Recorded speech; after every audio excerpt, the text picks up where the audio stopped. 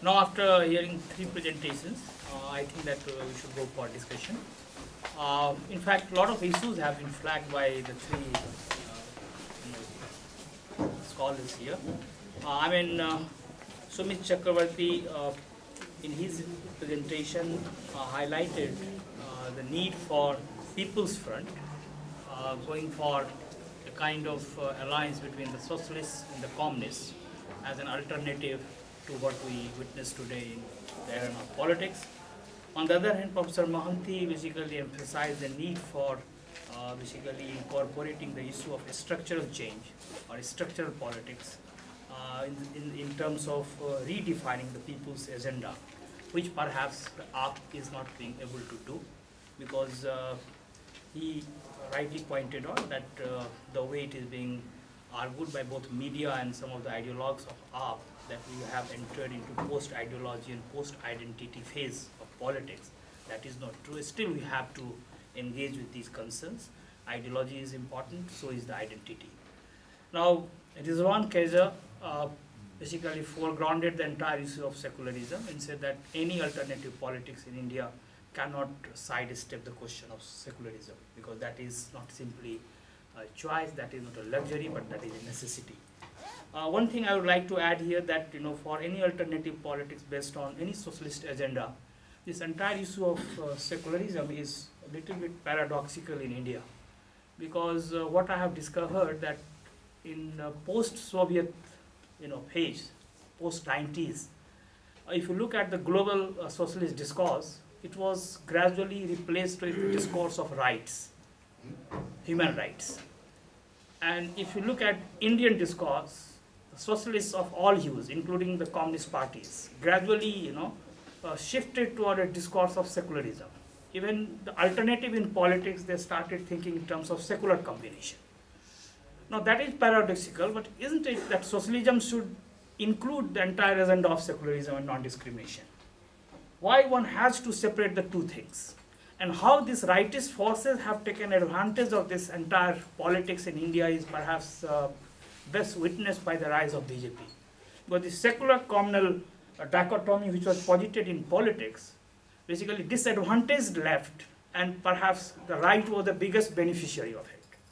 Because what happened in this process, that it coincided with the entire liberalization and the economic changes which were taking place.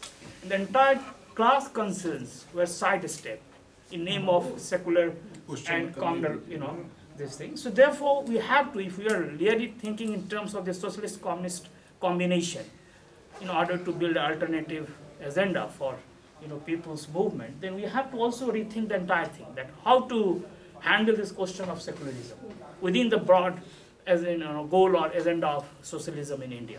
The way I think the left globally has failed to deal with this issue and has succumbed to this tendency to, foreground the issue of rights and sidestepping the question of, socialist reconstruction. That is one thing. Thank you.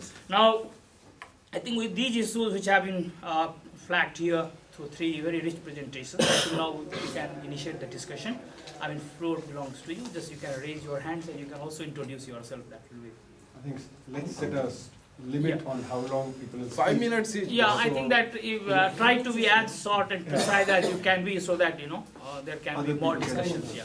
One thing that I would 5 like minutes to each speak. Yeah. Can't be long. Please introduce yourself. Yeah. Myself is Nukman, and associated with this movement, trying to learn many things from you people. So, one thing that you have shared with us, that movement should be outside politics, that NAPM.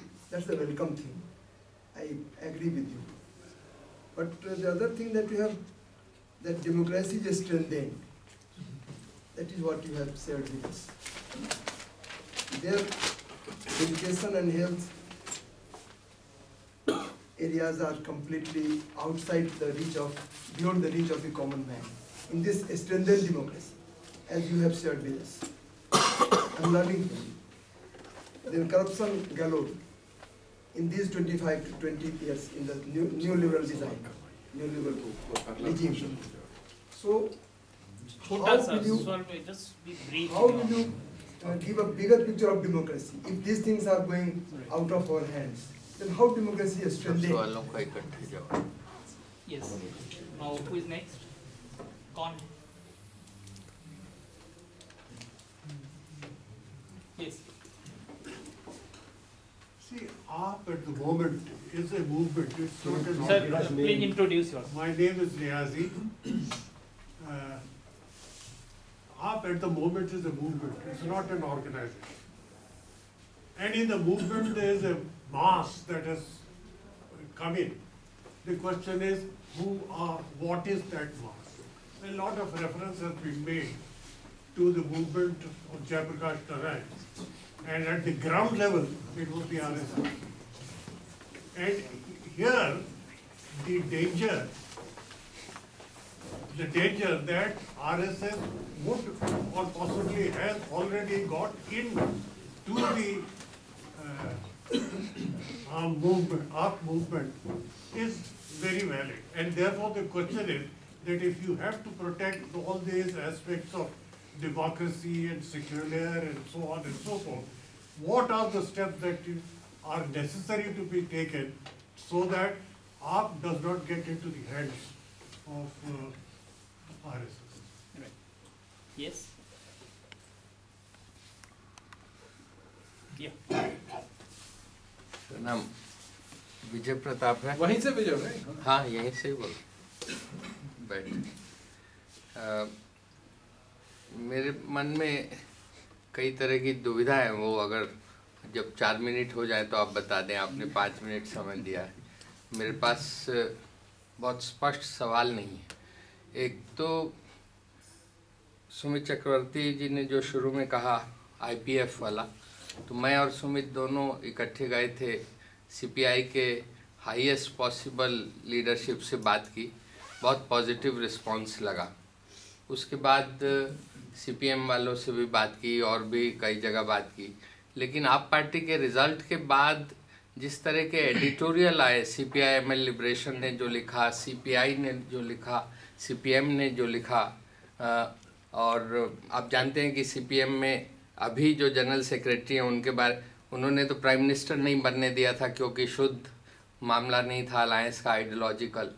तो उस सब के बावजूद अभी जो editorial था वो बहुत डिफेंसिव थे।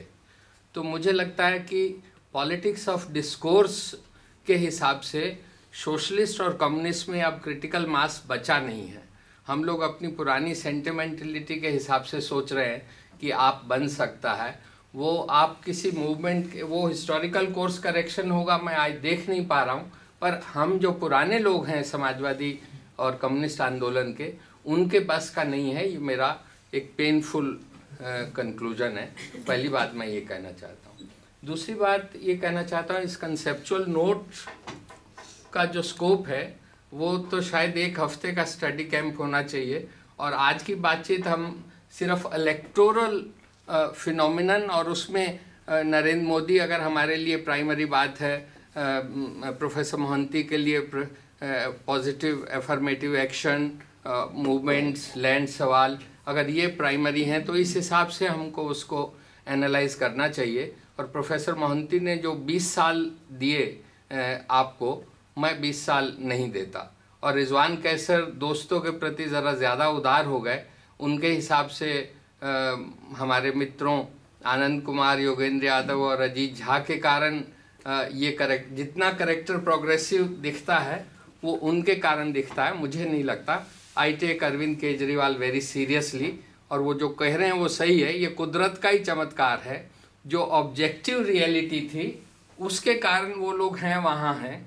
और जो शुरू में कहा गया प्रोफेसर मोहंती ने, उनकी विचारधारा नहीं है, तो इंडिविजुअली हम में से बहुत से लोग जानते हैं चूँकि उन कास्ट ऑफ करेक्टर्स को, इंक्लूडिंग अरविंद केजरीवाल, तो उनकी जो इंडिविजुअल विचारधारा है उसके हिसाब से एनालाइज करने में हम लोग गच्चा खा जाएंगे।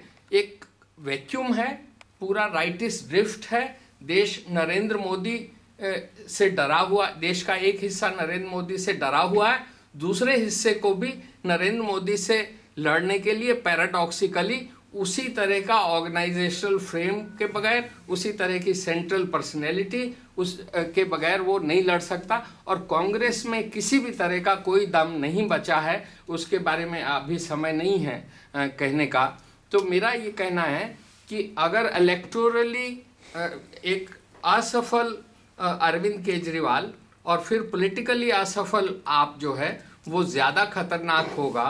नरेंद्र मोदी और अरविंद केजरीवाल फिर ऑब्जेक्टिवली मिलके एक तरह के फासिज्म की वाइडर लेजिटिमेसी तैयार करेंगे। तो हम सब लोग जो अरविंद केजरीवाल के तमाम इफ्स एंड बट्स एनालाइज कर रहे हैं वो थोड़ा as socialist, as left liberal, as centrist हम इंट्रोस्पेक्ट करें कि हमारे फेलियर का बयान है अरविंद केजरीवाल की सफलता। और अगर लेफ्ट इंटेलेक्चुअल्स मिलके सीपीएम को हरा सकते हैं सिंगूर और नंदीग्राम में as politics through politics of discourse, उसी तरह से हम लोग अपनी पॉलिटिक्स ऑफ डिस्कोर्स अगर रिवाइव कर सकते हों without analysing only critically Arvind Kejriwal and others. जो अंदर जा रहे हैं वो तो अंदर जाके अपनी लड़ाई लड़ रहे हैं, लेकिन जो बाहर हैं वो अपनी सोशलिस्ट री imagining socialism and reinventing socialism and making IPF viable which doesn't seem today is the issue, और उस पे हम लोग बिल्कुल बात ही नहीं करते हैं। Yes. एक करके या पहले अपन Sir, I would like to look at it in the framework of the. introduce yourself. I'm Jasmeet. I'm in studying essays. Okay. So I would like to look at things in the framework of the feasible and the ideal. You know, India, we are a very diverse country with very diverse sets of communities. So if any one community anywhere makes any one strident demand, so that puts out all the other communities, and so any movement which has to succeed has to have lot of compromise built into that. You see the Congress of the old, you know, how there was a right wing, there was a left wing. One can say it's bundle of contradictions.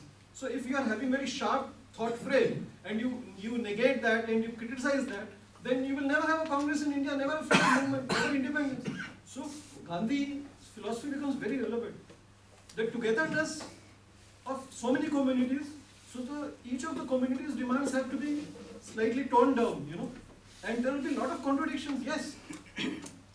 And as Rizwan is very right, the direction is also important, but overall direction should not be, जैसे न्यूलिबरल का अभी नंगा नाच देखा हमने, crony capitalism भरपूर है इसमें, जिसका एक्सेस था सबने लूटा इस देश को. Do we want that system? So I don't think Congress is the real alternative. And here we are having a coalition building up. Should we block that process? We should try to gently make sure that the process is good. It is an improved process. It is a better process. But not try to denigrate it and bring it down when something workable is trying to evolve and is getting built up. Yeah. Point has been made. Yeah. Sir, Sandeep Tripathi, School of International Studies, doing PhD. Former spokesperson NSY in this campus. मेरा प्रश्न है Rizwan sir से और एक सवाल है Mohanty sir. पहले Mohanty sir से मेरा सवाल ये है कि सर ने कहा कि आप जो है इलेक्टोरल पॉलिटिक्स में ज़्यादा इंटरेस्ट आपका आम आदमी पार्टी का हो रहा है, रेदर देन जो हमारे मूवमेंट्स हैं ये और तरीके से हम इसको मोबिलाइज कर सकते हैं। सर से मेरा सवाल ये है कि लेफ्ट का हमने प्रयोग देखा कि लेफ्ट अपने आप को इतना इंटेलेक्चुअल बना दिया, आइडियोलॉजिकली रिडन लेफ्ट हो गया कि मुझे लगा कि हॉटलाइन, मैं यूपी से आता हूँ, हॉटलाइन इंडिया में लेफ्ट को मुझे लगता है लेफ्ट नहीं जानते हैं। 36 टुकड़े हो गए। नहीं, वो एक अलग सवाल है। मतलब मैं वो सवाल मेरा सर से ये है कि जब तक इलेक्टोरल पॉलिटिक्स में आज उत्तर प्रदेश में और बिहार जैसे प्रदेश में रिश्तेदारों और वहाँ का जो कॉमन जो आम आदमी है, जो बेसिक जो एकदम कुछ नहीं जानता राजनीति के बारे में, यदि वो सवाल करता है, मोहल्लों में चर्चा होती है और राष्ट्रीय मुद्दों पर करप्शन जैसे मुद्दे पर वहाँ पर चर्चा होती है, मत रखे जाते हैं, वो मत रखते हैं जो किसान है, प्रोफेशन नहीं है, कॉम्युनिस्ट नहीं है। तो क्या ये इलेक्टोरल पॉलिटिक्स में जब ये बिल अंदर जाएगा तो मुझे नहीं लगता है कि क्या ये डेमोक्रेटाइज सोसाइटी या मुझे लगता है जो कि ये सोसाइटी को डेमोक्रेटाइज करेगा और जो ये हमारी पॉलिटिक्स अभी तक कुछ एक अभिजात वर्ग, एलिट क्लास तक थी, जो पूरी तरह से सेंटर फेल हुआ और लेफ्ट फेल हुआ। तो एक सवाल आपसे ये है कि मुझे क्या आपका जो पूरी तरह से ओरिएंटेशन इलेक्टोरल पॉलिटिक्स में अभी तुरंत दिल्ली असेंबली लड़ा, तुरंत लोकसभा के लिए 350 सीटों को उन्होंने बताया, तो क्या ये खतरनाक है कि क्या ये सोसाइटी को डेमोक्रेटाइज करेगा? दूसरा आप सर से रिवान सर से सवाल है सर, मैं कांग्रेस में 2 साल NSY के यहाँ रहा, मैं इलेक्शन में था। जो आपका एक रिलेक्टेंट स्टेटमेंट पहले आया कि शुड आई वोट आप और Congress, and you of course you voted Congress because of secularism, because just like you feel that secularism is not luxury but is a survival. Yes, of course it is survival. सवाल ये है कि क्या secularism पर कांग्रेस 1992 2002 कितने commissions, मैं कांग्रेस में रहूं बता रहा हूँ, मैं जो व्यक्ति अंदर रहता है वो देखता है, अच्छी तरह से समझ सकता है, कितने कमीशंस रघुनाथ मिश्र की committee, Sachar committee, literally Congress secularism को लेकर के लिटरली मोदी से लड़ने के लिए कि कांग्रेस के पास विकल्प कहाँ है। अब सवाल ये है कि सेकुलरिज्म पर आम आदमी की क्या स्टैंड है, आम आदमी का आइडियोलॉजी क्या है, आम आदमी की, तो मुझे लगता है कि जब एक ऐतिहासिक पड़ाव है और इस पर थोड़ा सब्र करके, आप मुझसे सबसे आपका एक्सपीरियंस है, प्रोफेसर से मैं स्टूडेंट हूँ, लेकिन मुझे लगता है कि यहाँ सब्र करके थोड़ा सा हमें गति देनी होगी। और इसमें प्रोफेसर आनंद कुमार हैं, योगेंद्र यादव जी हैं, जैसे जैन की जो बौद्धिक ताकत है इसके अंदर है, और इस मूवमेंट वो इस पार्टी को एक दिशा देंगे। और मुझे लगता है कि ये रिलेक्टेंट अप्रोच हमें थोड़ा सा प्रिसाइज करके एक डिसीजन पर आना होगा, तभी मोदी वेब क्या रुक पाएगी। धन्यवाद। हाँ, एक please.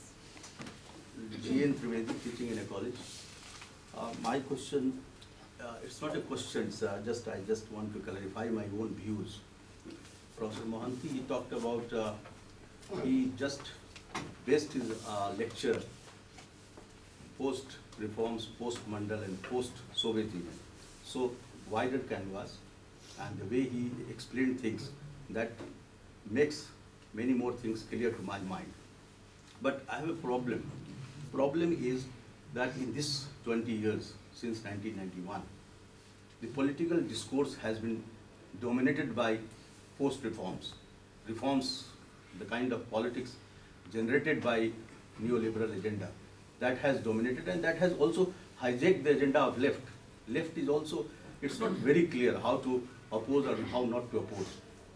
The idea of politics, the political discourse coming from the social movement, that is taking the center stage. Social movements creating, the people are turning to social movements, and in a way, AAP is also a result of social movement. You know, it was not a political party. Gradually they became political party, and lot of debate and discussion with Anna Hazare, and we know about it. My problem is that still I'm not clear. I'm just seeking some guidance from Professor Mohanty. He says that on the one hand, political parties, recognized political parties, failing to the people and succumbing to the imperatives of reforms. On the other hand, we have social movements challenging anti-people agenda of neoliberal Indian state. Professor Mohanty says that he is afraid that these social movements, they are successfully challenging the neoliberal agenda. And challenging liberal agenda, what its role would be, whether it will become a political party or whether it will capture political power, I'm not sure. If recognized parties, if they are not opposing anti-people's agenda, if social movements coming up in a big way and challenging the agenda, then if they are coming and taking the state power, what is wrong with it? Yes. This is. Thank you. Yes. I think this is the last question, then we'll have first round, then we'll go. Yeah. My name is Mithilesh Jha. I have been in the corporate world for the last 25 years, and for the last 1 month, I have decided that I'm full-time devoting my life for the service to the humanity. And that's why I have been associated, coming to these forums. Through AAP or independently? I'm still looking at the options as to what to do. For me, I don't look for, so far, for the last 25 years, I have been doing I, me and mine only. That is gone. Now, what is the alternative? That is what I'm looking at. And that is one of the reasons I am here today to listen to him. I listened to Sumit, and he was talking of Indian People's Front, and he has explained some of the agendas, some of the specific issues that he talked of that we need to look at, explore, and deliberate. And that was probably further taken on by Professor Mohanty when he talked of the specific issues like that of land reforms, the markets, and some other things. Rijwan talked of apprehensions of minorities. I come back to Sumit when he was saying that he might get dubbed by a Maoist, a specific notion that we associate with that particular word. All these issues that we have, and when we talk to AAP, we say that what is their agenda? They came on anti-corruption, but what next? What is going to happen? We have been discussing here as an intellectual on these issues. Do we have an agenda as to what AAP needs to do, or any alternative? Do we have a specific program, a strategy as to what should be the people's agenda for this country, for the humanity as a whole, and how we are going to contribute to that? Thank you. Shubhesh, may I? Yeah. Thank you. My name is Abhijit Pathak. I teach here at Sociology Department. It is always very great to listen to Professor Mohanty, friend Rijwan and Shunita, and it really makes me think. This time I didn't go for voting, but my daughter, who is a student here, she went for voting, and she went with a lot of enthusiasm and zeal.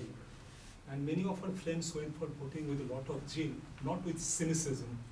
That last time it was Congress, this time it is BJP, next time it is Congress, not that way. So there's some positivity, and I asked her, whom did you vote? And she said, Aam Aadmi Party, and all our friends voted for the Aam Aadmi Party. Now I am waiting for the next election, and if Professor Anand Kumar contests from our constituency, I will definitely vote for him.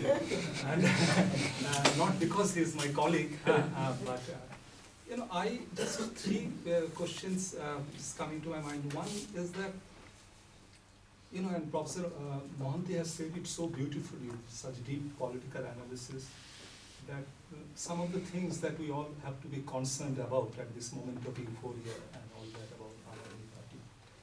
But only thing I feel at times, and maybe Professor Mohanty would throw light, that we have been bearing Congress and BJP for ages. Are we not little impatient that within a month we want to see everything from Aam Aadmi Party? And whether it is important to be alert, but this alertness should not be, reduced into an act of debunking that entire process. So we can bear Congress since independence, we can bear BJP, but just 1 month we are, we have begun to raise all sorts of questions. We would raise questions, we would become alert, but alertness, I believe at times, also takes us to certain kind of a cynicism about that entire thing, which you yourself have said, that it has strengthened Indian democracy, and it is a spark, it is a historic spark and a new possibility. And Rijwan, I just one thing is that you always speak so beautifully, and as our students' president election, I still remember your speech, Now, but one thing I would like to ask, that I think there are certain moments where we were a little unfair to Arvind Kejriwal.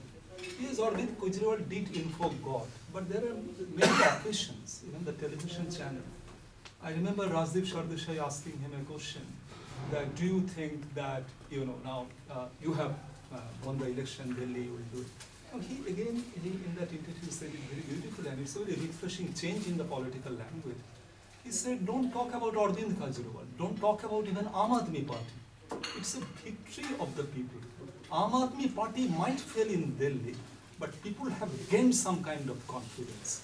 So I think that one incident, about what you were saying, that you were a little partial about that, I felt. And second, one question I would like you to ask, is it that Congress needs a Modi, that I am that, but since there is Modi, you please vote for me. Now, is it that Modi is also a product of Congress? Now, this is a question that I want you to ask. Your plea for Congress, that would be almost like, the way Indira Gandhi during emergency used to argue. So there is a fear of CIA. So my emergency is good. and all my misdeeds are justified, since I am against CIA, I am against America. So whether Congress needed a Modi, and Congress would feel very unhappy if Modis of the world cease to exist.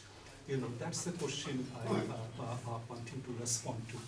And second, sir, do you see some possibility, I know it's a far analogy that when this extremist and moderate phase and there was a blockade, and when Gandhiji came, and Congress started becoming some kind of a people's movement with a huge rainbow kind of a coalition, where there would be a Birla, there would be a Champaran peasant, there would be Ahmedabad textile worker, there would be all sorts of people, and Gandhi with his charisma, with his leadership, somewhat could retain that kind of a coalition with different kind of a thing. Now, do you think that something of that kind has begun to happen? At a time when we see a lot of pathologies and discontents of an otherwise liberating identity politics, and the pathology is being reflected in the kind of politics that Lalu Prasad Yadavs and Mayawatis have done. So some kind of a rainbow coalition within Aam Aadmi Party, where a socialist like Anand Kumar and Joginder Jadhav is there, and NGO activists like Mallika Sarabhai is there, and the auto rickshawala is there, and also a middle class person is there. Now, does it, as a political theorist, scientist, does it excite you? One doesn't know whether it would succeed, whether Aam Aadmi Party would be able to generate a Gandhi-like figure, to bear that many nuances and contradictions within that coalition. But isn't it something, at one level, as you yourself have said, spark, isn't it something very promising at a time that a party, which is doing well in the slum area, a party which is doing well in the Basant Kunj, a party which has got its adherence from the auto rickshawalas, from intellectuals like Anandji, and from many others, some kind of a refreshing departure from an otherwise libertarian politics degenerated into very narrow, ugly identity politics. This is you would be the best person to throw light on that. Thank you. I work on gender issues. My question is slightly different. I would like to know what is the basis of telling that Modi will become Prime Minister. I mean, Sumit said middle class support, but middle class strength is only 3 million people. 3 million people. So, 300 million. 300, okay. But majority are not, and that is my point. 700 million, yeah, 700 million people are not middle class.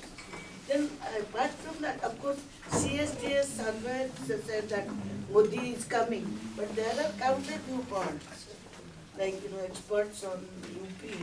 They say that Modi will not get many seats. It's Mayawati's again. And then there are other regional parties, BJD for example, Jayalalitha in Tamil Nadu, and so that middle class will not support Modi. So what is the arithmetic basis of Modi coming to power? That is one, and the fact that Aam Aadmi Party became a spoiler between Congress as well as BJP. It also cut into BJP's voting constituencies.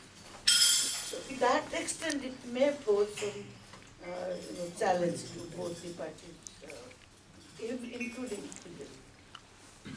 Thank you. I think let's now I answer. मैं apologization फिर मैं अभिजीत का सवाल का जवाब दूंगा. So now the speakers will Whatever respond. he has said, I endorse his view, but I endorse his view only if we are discussing in vacuum. We are not discussing in vacuum. There is an imminent threat, and I am coming to Dr. Vijay Mohanty's point. There is an imminent threat of Modi takeover of India.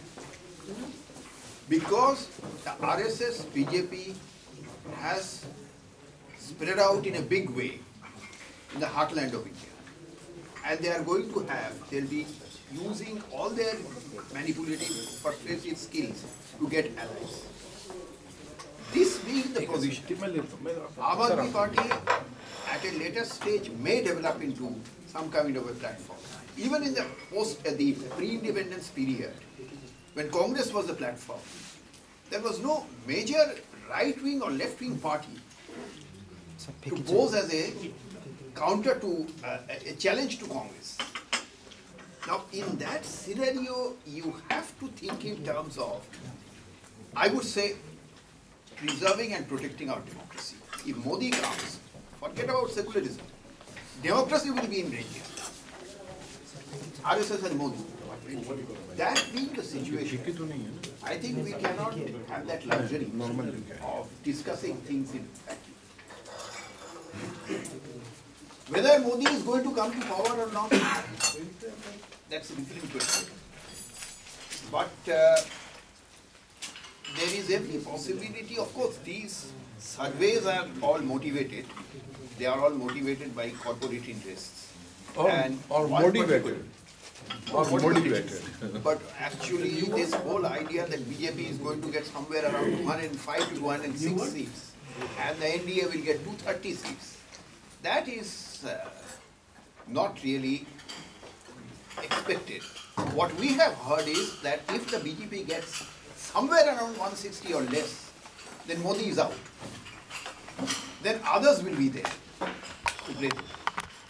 But as of now, that threat of the Modi-led BJP coming to power is hidden. That threat cannot be. Mr. Niazi's question about RSS having infiltrated into the ranks of the AAP, that is quite possible.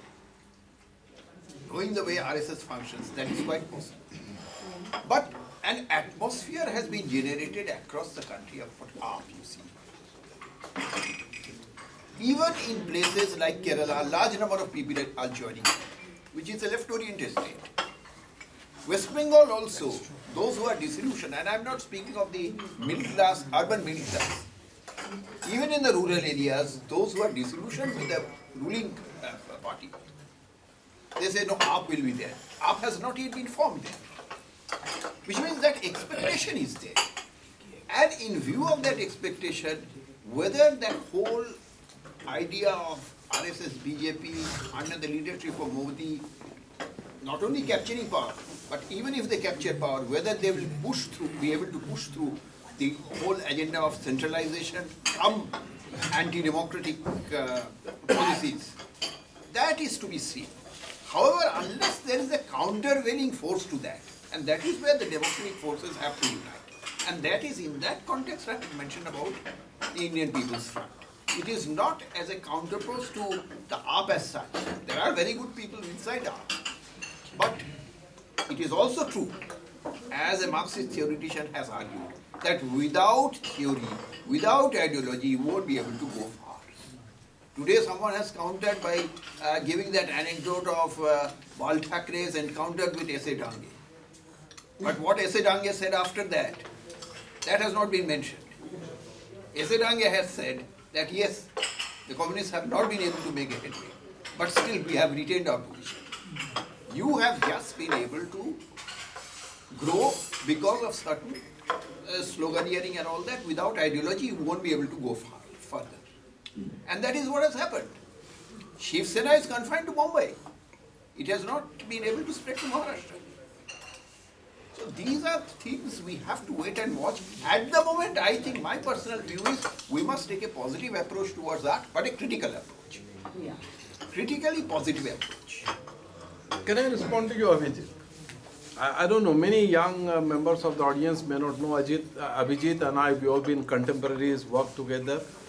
And always look at myself as an activist and I'm product of a student movement in this university and also small part of teachers movement elsewhere.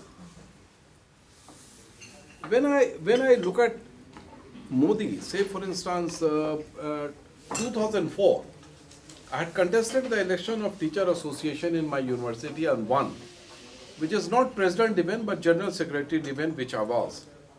Then along with other activists, we all been moving from office to office of either CPI or CPM and trying to plead with them to join the government because that was a real moment of crisis. I met lot many journalists. अरे एक चाय इधर भी दे जाओ यार, भूल गए क्या इधर दे? तो चीनी का तुम सादा ले आए तो फिर उसके बाद भूल गए. I met lot of journalists, Abhijit, in CPI's headquarters, Ajay Bhavan. And they were so excited, congrats Rizwan. And I was little kid like, yesterday my election has not even been sent as press release. And there I said, but what is this congratulations? He said, BJP has been defeated.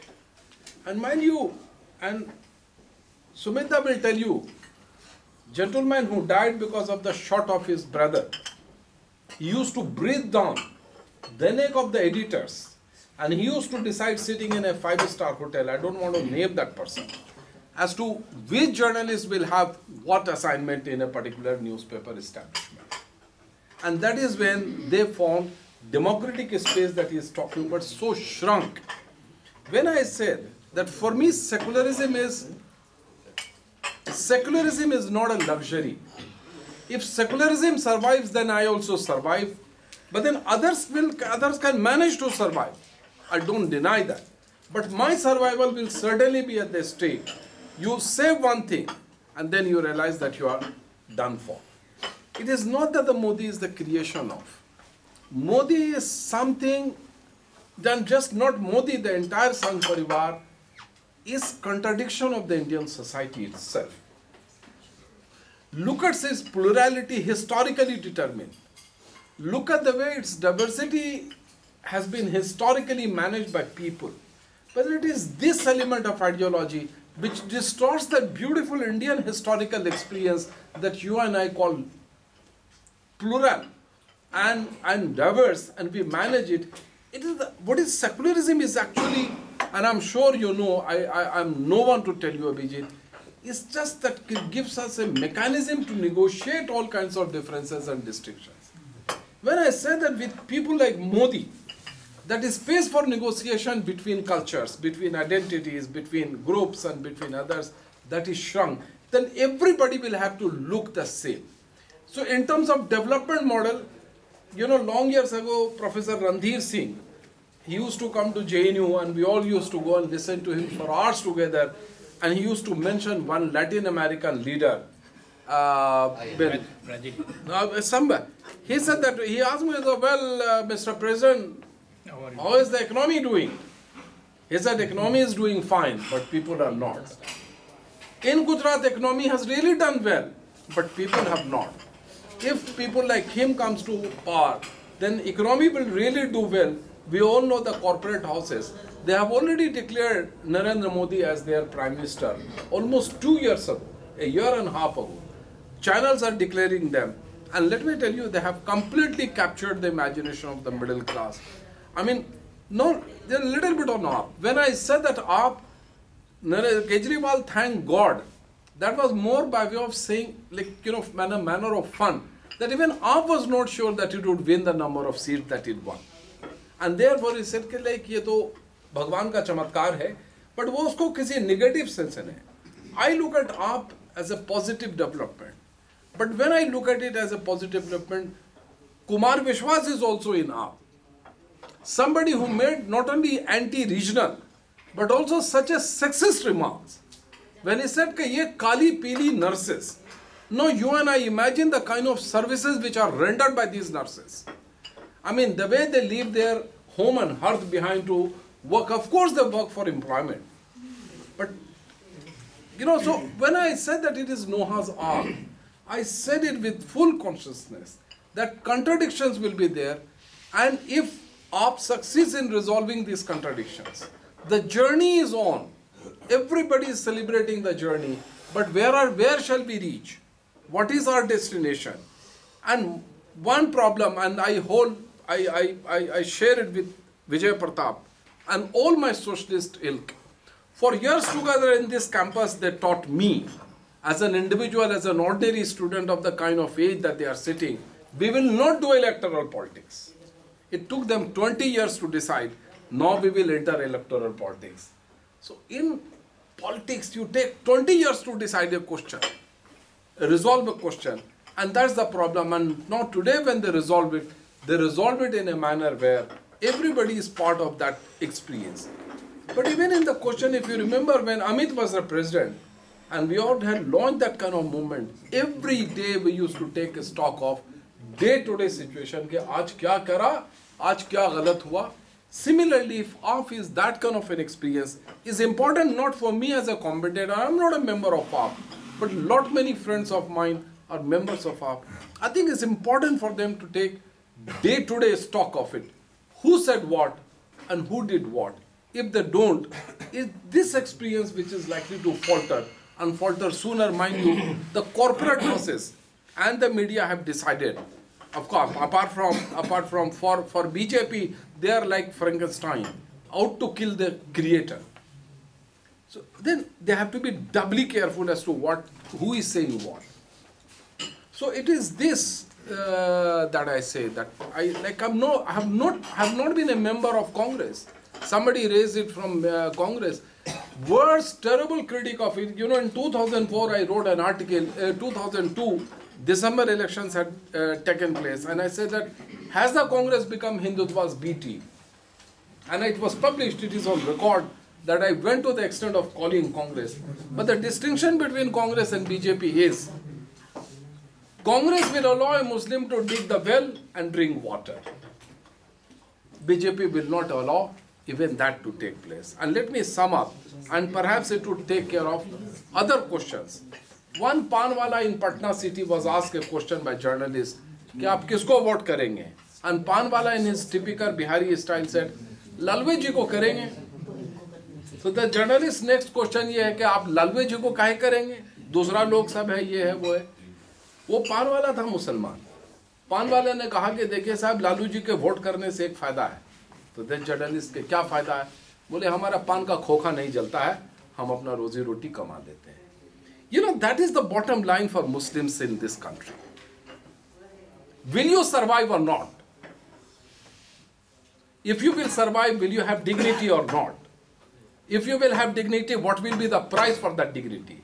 It is this bottom line which compels me to think, not just as other citizens, but also as a citizen who is a Muslim. And that's my bottom line. I think it's the same for women also, I would like to add. Yes. I think secularism is essential for women as well. Absolutely. Just quickly, two things. One is have the 20 years experience since Mandal strengthened democracy in India? I say yes. Despite many setbacks because of the neoliberal strategy, because of the level of consciousness that has grown in the country for Dalit rights, women rights, tribal rights, minority rights, is unprecedented. But today we have created institutions, we have made laws, we are not satisfied with them, but we define democracy in terms of protecting these rights and the environmental consciousness also. So therefore, in that sense, I believe that Indian democracy has been strengthened.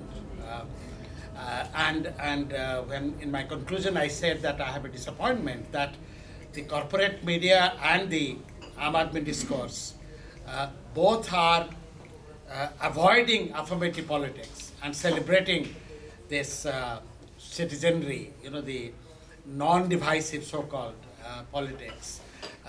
That is a setback, in my opinion. Social movements and electoral politics. No, that's why I said I voted. I voted and I voted for AAP. So I take electoral democracy very seriously. And I think electoral system is, despite all its limitations, electoral process allows many contradictions to come up, be discussed, and no doubt the ruling classes manipulate, but also there are spaces for various people's forces to enter the system and battle with the ruling forces. This democratic development that I talk about India, development of the Indian federalism, Indian social justice movement, and human rights movement, all this is reflected also in the electoral politics. But at the same time, social movements which are not subjected to the rules of electoral politics can stand erect without having to talk about losing or winning electoral votes in one area or in one party or something. They have always played a very important role in India and globally. And they can be non-violent, they can be violent also. And that is another issue, what we talk about that. But I think people would like peaceful, non-violent movements, and in India, I think between Narmada Bachao Andolan, Anti-Bosco Andolan, Niyamgiri, they have made a very deep impact on the political discourse, the development discourse in India. Now, if all of them join the Aam Aadmi Party, like they did, some of them did in the past, Janata Party, then, as we have seen during the last 20 years, the autonomy and significance of social movement politics and its impact on the historical process gets compromised. So you have to have that view, that balanced view of the importance of electoral politics, importance of social movement politics outside the electoral system, importance of just literary, cultural, theatre, so many other kinds of politics you have outside electoral politics. Therefore, that is the view I would like to advocate. Is there a stirring, a new moment?